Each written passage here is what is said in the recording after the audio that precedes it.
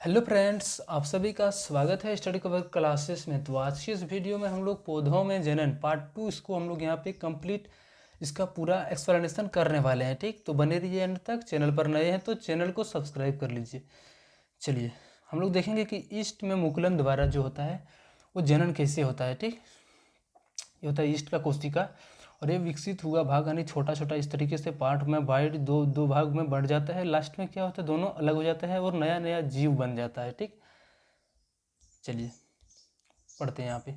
इस स्लाइड में ईस्ट के शरीर से पहले एक छोटा छोटा उभार निकलते हुए देखा है। यानी सबसे पहले एक छोटा उभार, उससे छोटा, उससे बड़ा, उससे बड़ा, ये थोड़ा बढ़ते बढ़ते जब उसके साइज़ क्या हो जाता है पहले वाला साइज़ के, तो अपने आप क्या होता है दोनों साइड अलग हो जाता है और वहाँ से जो होता है जीव का निर्माण कर लेता है।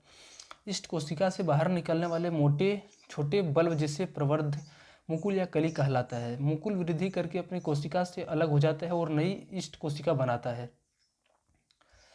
नेक्स्ट है कि खंडन क्या होता है कि अपने नज़दीकी तालाब में अथवा ठहरे हुए पानी में भ्रमण करते समय वहाँ पर हरे रंग की अवपंकी फिसलनदार तैरते हुए मिलेंगे। ये अवपंकी कुछ गुच्छे शैवाल हैं। पोषक तत्व उपलब्ध होने पर ये विकसित होते हैं और दो या उससे अधिक भागों में टूट जाते हैं। प्रत्येक टुकड़ा अपने खोए हुए भागों को पुनः एक पूर्ण शरीर बना लेता है। यह प्रक्रम निरंतर चलता रहता है और कुछ ही समय में शैवाल एक बड़े क्षेत्र में फैल जाता है। यानी वो जो हम लोग देखते हैं कि शैवाल टाइप का जो बना हुआ रहता है वो पहले छोटा छोटा होता है। अगर यदि उसको पोषण यानी भरपूर उसको सब कुछ मिलने लगा, यानी उसके लिए जो आवश्यक पदार्थ है, पोषण के लिए उसके जो आवश्यक पदार्थ है सब कुछ मिलने लगेगा, तो वो धीरे धीरे अपना दायरा जो है सो बढ़ाते चलेगा, अपना उसका शरीर जो है सो फैलते जाएगा, उसका नया नया जीव बनते चलेगा। ठीक, ये स्पाइरोगाइरा में दिखाया गया एक खंडन है। उसके बाद इसी को हम लोग बोलते हैं पुनरुद्ध भवन की भी कहलाती है। अलैंगिक जनन की यह विधि जो होता है पुनरुद्ध भवन यानी पुनः से एक छोटा छोटा जीव, मतलब ये छोटा छोटा मतलब ये बढ़कर बड़ा बड़ा जीव का निर्माण कर देता है। चलिए बीजाणु निर्माण या बीजाणु जनन क्या होता है। सबसे पहले तो आप लोग इसको कर सकते हैं कहाँ से, तो आपको जो ईस्ट होता है यानी आपका केक ब्रेड ये सब में हो जाता है, तो सबसे पहले उसको बहुत दिन तक रखने दीजिएगा। उसके बाद देखिएगा उसमें लाल लाल टाइप का काला टाइप का जो है सो उसमें कुछ इस तरीके से निकलते हुए हमें उभार दिखाई देता है। ठीक, इसी को हम लोग कवक जाल भी बोलते हैं। इस प्रकार का जनन कुछ बैक्टीरिया तथा कुछ निम्न वर्गीय पौधे जैसे म्यूकस, जिसको कवक के रूप में जानते हैं, मॉस, फर्न आदि में पाया जाता है। इसमें सामान्यतः एक थैलेनुमा रचना बीजाणुधानी के अंदर बहुत से सूक्ष्म बीजाणु बनते हैं। इसके जो अंदर होता है वो छोटे छोटे बहुत सारा छोटा छोटा जीव और होता है, इसको फैलाने के लिए, उसके संतति को उत्पन्न करने के लिए। प्रत्येक बीजाणु उच्च ताप और निम्न आर्द्रता जैसी प्रतिकूल परिस्थितियों को झेलने के लिए कठोर सुरक्षात्मक दीवार से ढका रहता है।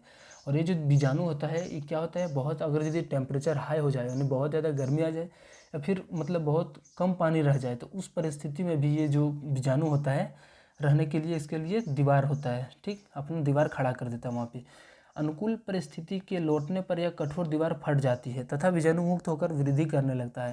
यानी जब वो मतलब या तो बहुत ज़्यादा टेम्परेचर हाई हो जाता है या फिर उसमें पानी का मात्रा बहुत कम हो जाता है, तो इस कंडीशन में क्या होता है कि बहुत वो जो दीवार होता है वो फट जाता है। ठीक, और बीजाणु वहाँ से अलग अलग बंटकर और क्या करने लगता है, अलग अलग जीव का निर्माण करने लगता है।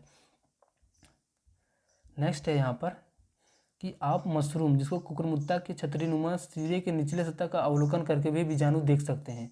तो इस तरीके से जो है सो फर्न का जो है सो पौधा में इस तरीके से पाया जाता है। ठीक, चलिए लैंगिक जनन के बारे में अब हम लोग पढ़ लेते हैं। आप जानते हैं कि पुष्प फूल पौधे के जनन अंग होते हैं। अपने आसपास के कुछ विभिन्न पुष्प लीजिए, उड़हुल, पिटूनिया, पपीता। इसके जनन अंगों को पृथक कीजिए। नर जनन अंग पुंकेसर और मादा जनन अंग स्त्री केसर। ये याद रखना है कि जो मादा का जो अंग होता है उसको स्त्री केसर बोलते हैं और जो पुरुष का जो अंग होता है उसको पुंकेसर कहलाता है। ठीक,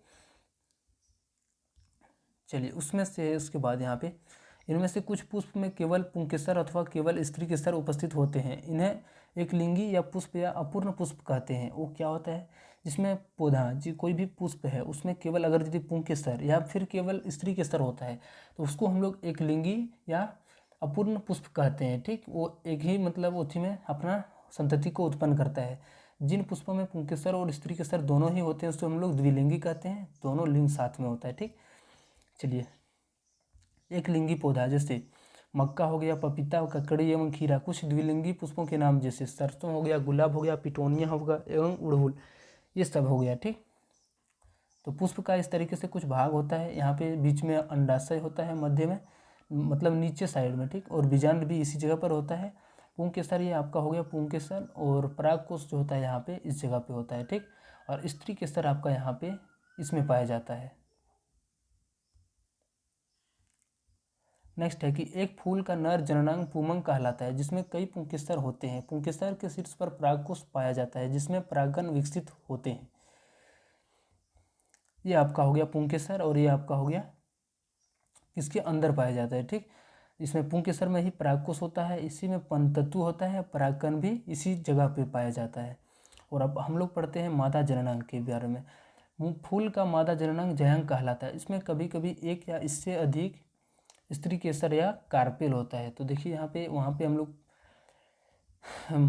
यानी पुरुष के बारे में पढ़े थे, हम लोग यहाँ पे जननांग के बारे में। जनन के जो मादा जनन के होता है वर्तिका सबसे आगे होता है, ऊपर हिस्सा वर्तिका उसके नीचे होता है, और बीजांड इस जगह पे पाया जाता है। और पुष्प आसन यानी जिस पर ये पुष्प सर्वाइव करता रहता है उसको पुष्पासन बोला जाता है। ठीक, ये अलग अलग टाइप से यहाँ भी दिखाया हुआ है।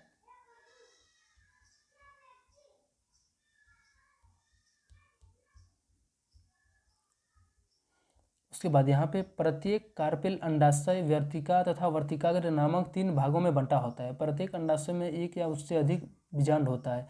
बीजांड की संख्या और हो सकता है इसमें। ठीक, एक भी हो सकता है, एक से ज़्यादा भी हो सकता है। उसके बाद है परागपुट में नर युग्मक तथा बीजांड में मादा युग्मक बनते हैं। इन दोनों के परागन और निषेचन से ही फल एवं बीज बनते हैं। उसके बाद परागन क्या होता है। ठीक, सोचो पुष्प सामान्यतः इतने रंग बिरंगी और सुगंध युक्त क्यों होते हैं? ऐसा क्यों है जो कीटों की पौधों की ओर आकर्षित करता है? परागन हल्के होते हैं। परागन का जो होता है संरचना वो बहुत हल्का होता है, अतः वायु अथवा जल द्वारा बहाकर ले जाए जा सकते हैं। पुष्पों पर बैठने वाले कीटों के शरीर पर परागन चिपक जाते हैं, और जब यह कीट किसी दूसरे पुष्प पर बैठते हैं तो पुष्प के वर्तिकाग्र पर कुछ परागन गिर जाते हैं, और इस तरीके से जो है सो उसका निषेचन हो जाता है, जिससे वहाँ पे फल फूल आना फिर से स्टार्ट हो जाता है। ठीक, तो देखिए कैसे काम करता है इसका मतलब ढोने का काम। वह प्रक्रिया जिससे द्वारा परागन परागकोश से होकर वर्तिकाग्र तक पहुंचता है, इसी को हम लोग बोलते हैं परागन, जिसको पोलिनेशन भी इंग्लिश में बोलते हैं। ठीक,